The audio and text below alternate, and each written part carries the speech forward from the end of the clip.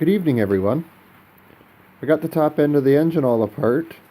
I'm pretty happy with what I found as far as the bores are concerned. They're in pretty good shape. There's very little ridge. Very little carbon deposits on the pistons. The heads were in good shape also. And as I suspected, it was erosion that caused the head gasket to let go. They were a steel shim type of head gasket.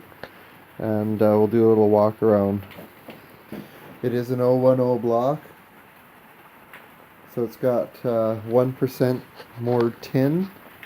It allows for better flow into the mold of the iron, but it was this corner here that had gone away. It was just dripping, but the firing rings were in good shape. Like I said, the spark plugs were read normal, so I didn't suspect any issue that way. Anyways, this is just an update. I also made this little camshaft caddy last night. I really wanted one, always wanted one. This is a little prototype, so it's kind of rough, but this is what it is.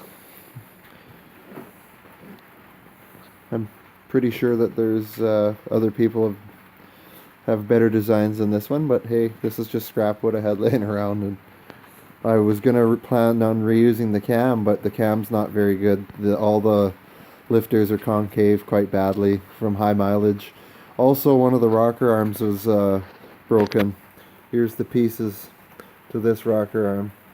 It's just where the ball rides in this little, I can't remember the name of them. It's a fulcrum point. But anyways, also the tip of this push rod was buggered up. You can see the chip out of it, and there's 3 other ones that are severely galled. So I've seen this before. It isn't something that's rare to me. It's probably a common deal, but it is what it is. Here's the timing chain I did replace. I did put a dual row Chloe's timing set in there quite a few miles ago. Anyways, here's the shim style head gaskets.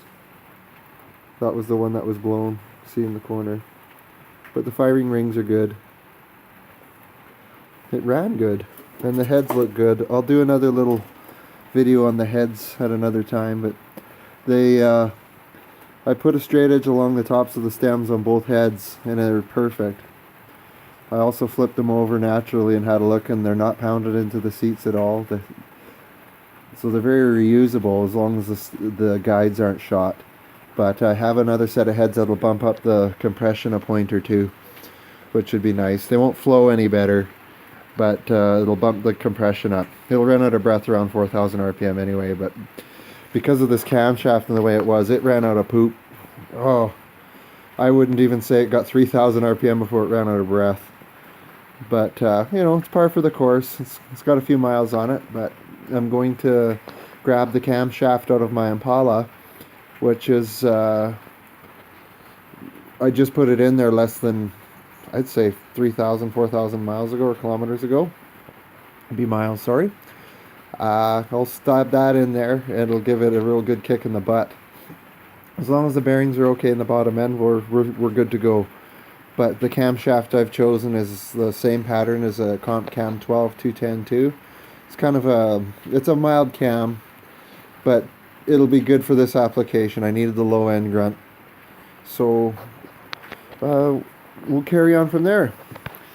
Thank you for your patience, and have a good evening. Bye bye.